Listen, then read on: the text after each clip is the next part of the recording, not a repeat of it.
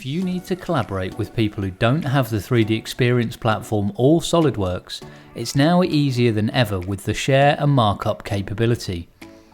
Just click on Share a File from the Lifecycle and Collaboration tab. Then choose whether you'd like guests to be able to make comments and whether you want to restrict access. Simply fill in the email addresses and include an optional message, then click Share. Any recipients will receive an email containing a secure link.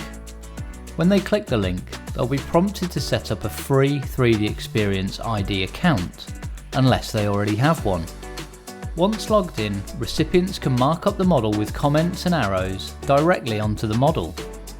There's also a separate comments window too.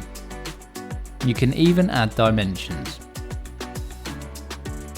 Once the comments have been sent back, you should get an instant notification inside SOLIDWORKS. Just click to view them.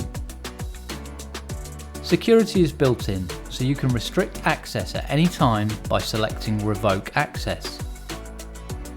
It's not just 3D models you can share 2D drawings too, in a variety of formats like PDF, DWG or PNG. Again, fill in an email and any message and click Share. Markups are made and reviewed in the same way.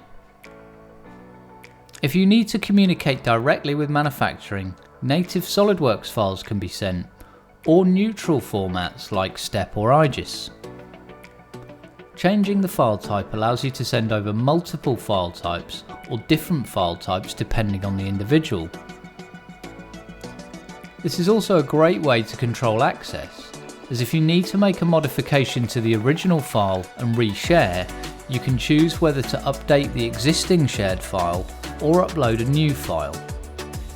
Top-level assemblies or large files can be shared with ease, using 3D XML, a lightweight viewing format that can be accessed on any device. To find out more, please talk to SolidX today.